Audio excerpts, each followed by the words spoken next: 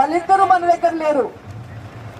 రాజశేఖర రెడ్డి గారు దురదృష్టవశాత్తు దేవుడు తీసుకొని పోతే, వివేకానంద రెడ్డి గారు మన కోసం పనిచేస్తుండగా అతి దారుణంగా కిరాతకంగా హత్య చేసి మన దగ్గర లేకుండా చేశారు.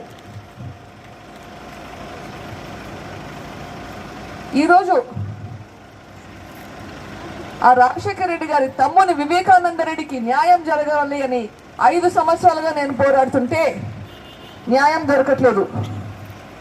ఇక్కడ ముంపు ప్రాంతంలో మనకి నష్టపరిహారము రాలేదు అని మీరు కోరుతున్నారు. సొంత చిన్నానకే న్యాయం జరుగుతుంటే మీకు ఎట్లా న్యాయం చేస్తారండి? ఆలోచించండి. సొంత చిన్నానకే న్యాయం జరగలేదు. ఇక్కడ మనకు న్యాయం జరుగుతుందా? మనకు నమ్మకం ఉందా? ఆ నమ్మకం మళ్ళీ మనకు రావాలంటే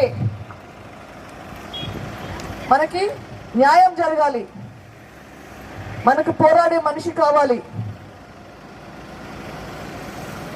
రాజశేఖర రెడ్డి గారు, వివేకానంద రెడ్డి గారు ఇద్దరు మనకి ఇంట్లో ఏం అన్యాయం జరిగినా, మన ఊర్లో ఏం అన్యాయం జరిగినా పలికే మనుషులు.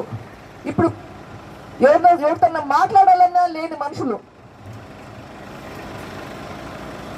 అంత బాగా మనకు అన్యోన్యంగా ఉండి మనం అభిమానించే మనుషులు ఈరోజు వాళ్ళు ఇక్కడ లేరు.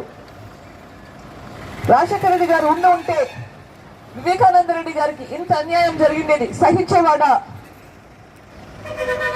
వివేకానంద రెడ్డికి ఇంత అన్యాయం జరిగింటే రాజశేఖర రెడ్డి గారు సహించేవాడా? మన ఓటు హక్కును వినియోగించుకొని వాళ్ళకు న్యాయం జరిపించవచ్చు. హస్తం గుర్తుకు ఓటేసి న్యాయాన్ని గెలిపించండి.